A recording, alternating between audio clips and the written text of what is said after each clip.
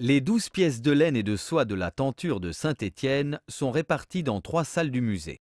La chapelle, où vous vous trouvez à présent, et les 2 salles précédentes, 18 et 19.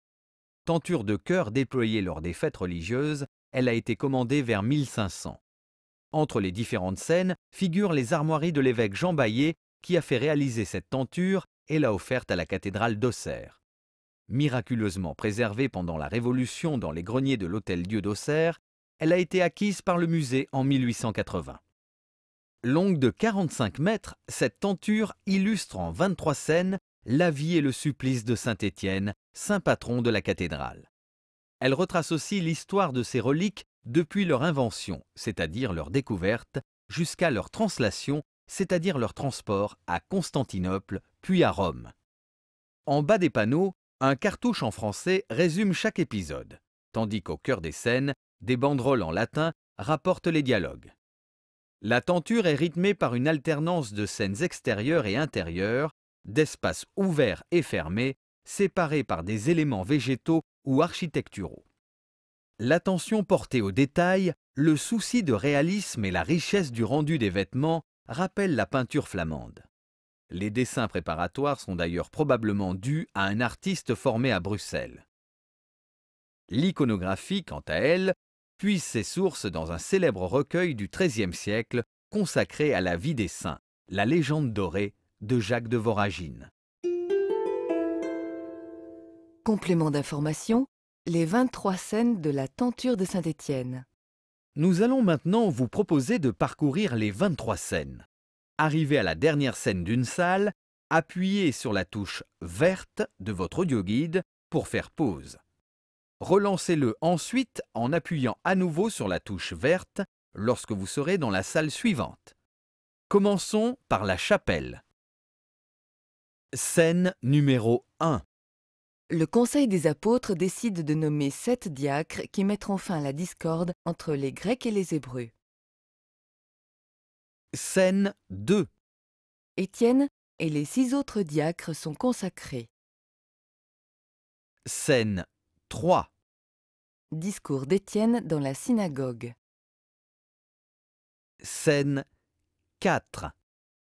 Étienne est conduit devant le tribunal du grand prêtre et accusé de blasphème. Scène 5. Les Juifs se bouchent les oreilles en entendant Étienne affirmer qu'il voit le Christ siéger dans les cieux. Scène 6.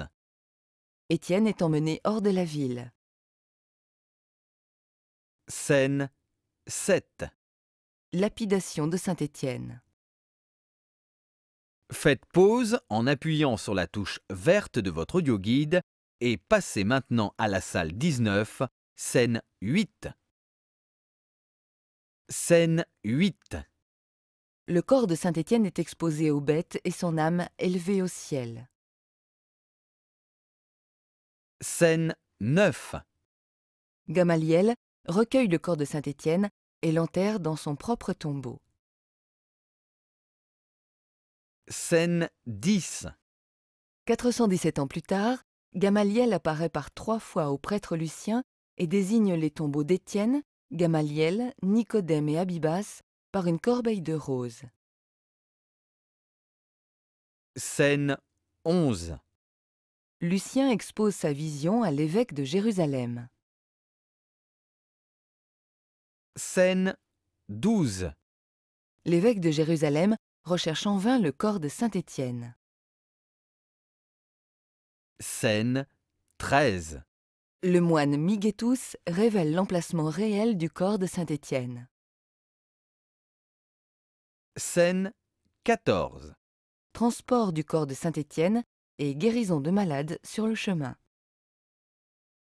Faites pause en appuyant sur la touche verte de votre audioguide et accédez à la salle 18 pour découvrir les dernières scènes de cette tenture. Relancez votre audioguide devant la scène 15. Scène 15.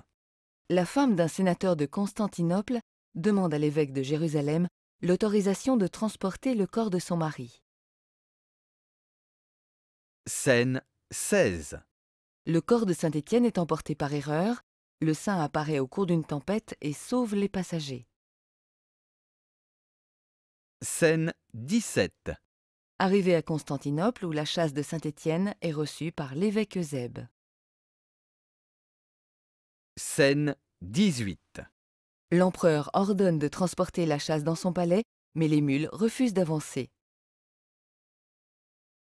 Scène 19. Eudoxie, fille de l'empereur de Rome, possédée d'un démon, affirme que le corps de Saint-Étienne doit être transporté à Rome et être échangé avec celui de Saint-Laurent. Scène 20. Réception solennelle du corps de Saint-Étienne à Rome. Scène 21. Par la bouche d'Eudoxie, le démon affirme que le corps de Saint-Étienne doit reposer près de celui de Saint-Laurent. Scène 22. Les envoyés de Constantinople ne parviennent pas à prendre le corps de Saint-Laurent. Enfin, la dernière scène, le numéro 23. Le corps de Saint-Laurent fait place à celui de Saint-Étienne et Eudoxie est guérie. Les anges chantent Félix Roma, heureuse ville de Rome.